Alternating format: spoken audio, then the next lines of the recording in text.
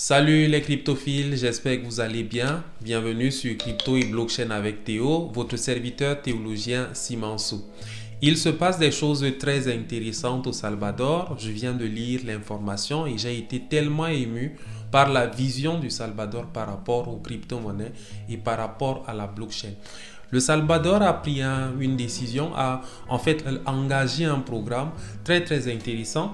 Un programme qui vous permet donc d'obtenir la nationalité salvadorienne et de vous y installer en profitant d'un cadre légal des crypto-monnaies et de la blockchain de manière générale et en profitant d'un cadre qui est très favorable à l'épanouissement du secteur et qui ne souffre pas des défis qui sont liés à la régulation qu'on peut voir ailleurs. Donc, le Salvador lance le programme qui va se déployer tel que ils ouvrent l'accès à un passeport de résidence et d'ailleurs à la nationalité aussi à 1000 personnes par an. Et dans ce processus-là, le Salvador est en train de se positionner tel que il va attirer tellement de poids lourds du secteur des cryptos qui viendront donc offrir et permettre que le Salvador également profite de leur présence là-bas, notamment à travers des investissements qui peuvent se faire là-bas et tout ça. Parce que dans beaucoup d'endroits, certes, il y a des initiatives que des acteurs de la cryptosphère aimeraient engager, mais parfois à cause des éléments de régulation et tout ça, il y a une sorte ils sont parfois étouffés et n'arrivent finalement pas à initier les choses comme il faut. Et le Salvador veut donc faire profiter à toutes ces personnes-là d'un cadre qui leur permet de véritablement s'épanouir dans ce sens-là. On va lire notamment ce qui apparaît sur le site et qui montre en fait en quoi va consister exactement ce programme-là. On y va tout de suite et on fait donc la lecture. J'ai fait la traduction et voilà ce qui ressort donc sur le site dans lequel ils ont fait cette publication-là.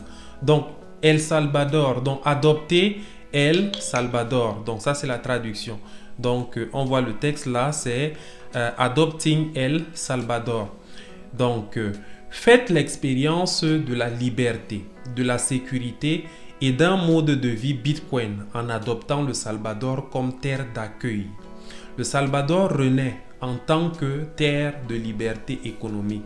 Mais ce n'est que le début. Venez nous aider à construire l'avenir que vous souhaitez voir. Intéressant. Donc, comme je l'ai dit tantôt, le Salvador s'est défini un programme pour attirer les cryptophiles dans ces territoires, dans le pays, de sorte à ce qu'ils puissent donc venir y investir et favoriser donc que le pays véritablement se développe avec ce cadre qu'il met donc en faveur du Bitcoin, en faveur des crypto-monnaies. Donc la vision du Salvador, il est là, elle dit visionnaire, dans le programme visionnaire de liberté. Je pense en anglais ils disent Visionary Freedom Program, donc le programme de liberté visionnaire.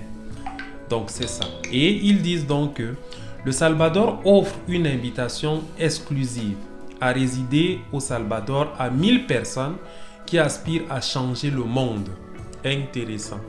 1000 personnes qui aspirent à changer le monde. Ils sont vraiment dans cette logique-là parce que l'esprit derrière le Bitcoin, c'était vraiment de changer le paradigme économique de manière générale. Et le Salvador s'est saisi véritablement de ça et donc est en train de créer les conditions pour que tout cela s'épanouisse vraiment. Donc des gens, 1000 personnes qui aspirent à changer le monde. Les candidats retenus pourront obtenir un passeport salvadorien et feront ainsi partie intégrante de ce voyage transformateur. Transformer le Salvador grâce aux crypto-monnaies, grâce au Bitcoin. Le Salvador connaît une renaissance grâce à un leadership audacieux, à la liberté économique et à un engagement en faveur de la liberté financière. C'est clair, le Salvador, sa démarche est claire. C'est vraiment ce souci-là et ces leaders sont vraiment ont fait preuve d'audace.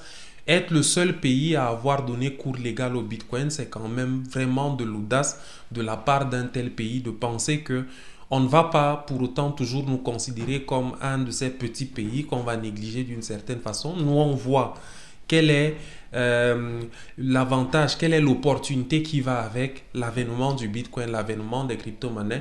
Et ils ont vite fait de donner cours légal aux crypto-monnaies dans leur pays sans attendre qui que ce soit, sans attendre qu'on leur dicte quoi que ce soit. Et c'est vraiment très audacieux. Ça a été un acte très audacieux de la part de ces dirigeants. Et aujourd'hui, l'histoire est en train de leur donner raison. Aujourd'hui, ils veulent carrément attirer tout le potentiel, toutes les forces qui aujourd'hui convergent vers les crypto-monnaies pour venir donc au Salvador et offrir le modèle de ce qui peut se réaliser, de ce qui est possible d'être réalisé grâce au Bitcoin, grâce aux crypto-monnaies.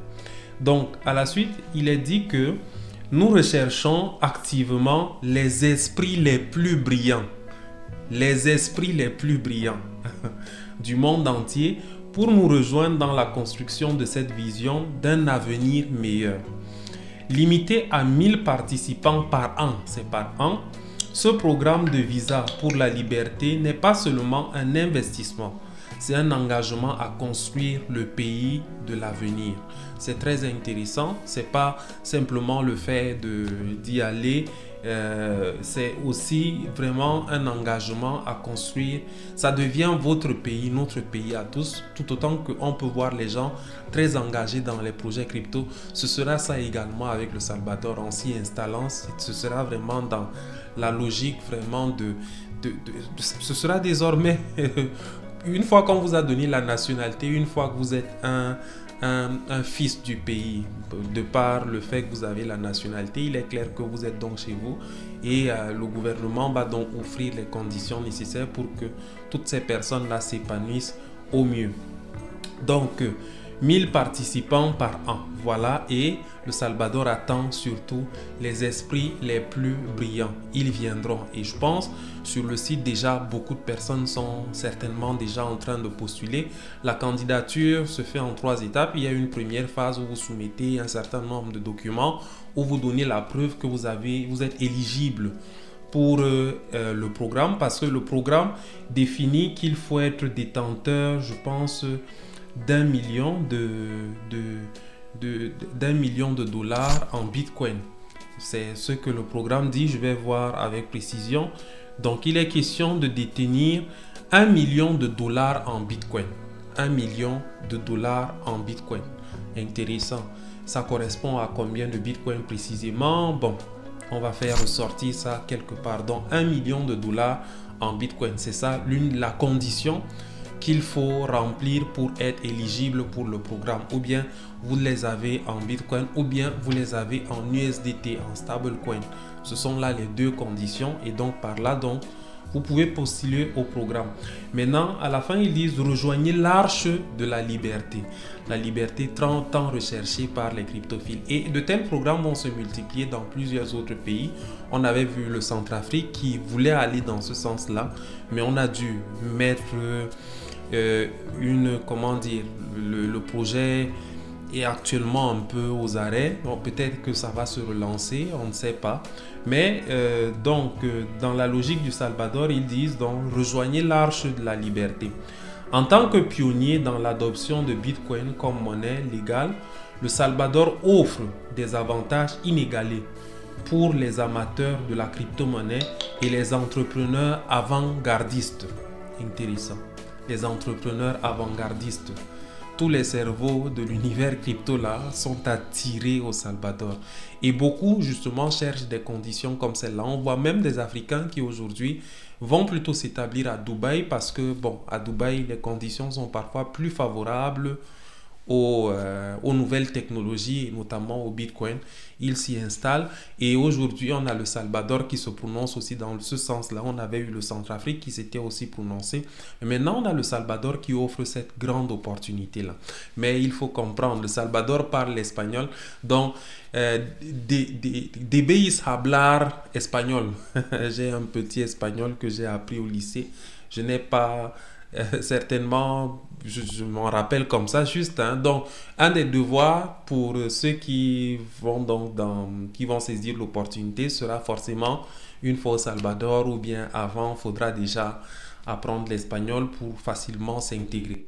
Donc, l'autre chose, donc, il est dit que profiter de la liberté d'utiliser Bitcoin sans effort, complété par des lois fiscales qui soutiennent vos projets. Très intéressant.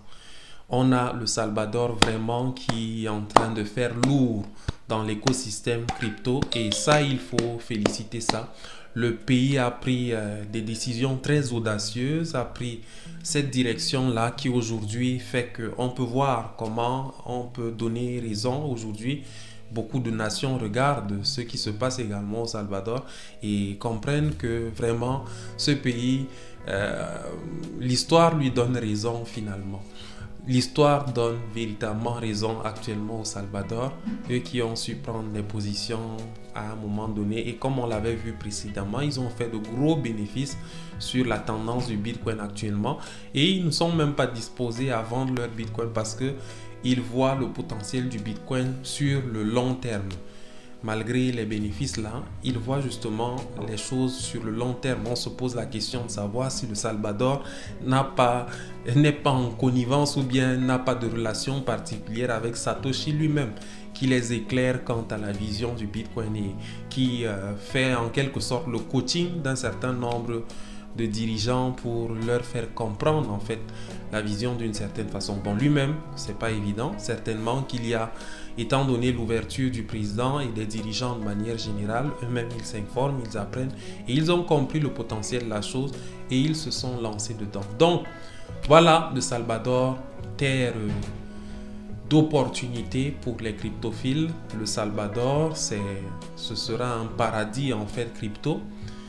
Beaucoup de choses vont se faire à partir du moment où de plus en plus ce sera un point d'attraction pour les cryptophiles. Ce seront aussi beaucoup de capitaux que le Salvador va ainsi attirer et ce sera pour l'épanouissement finalement du pays qui est un très beau pays, un magnifique pays avec des dirigeants qui ont la vision et qui sont des cryptophiles.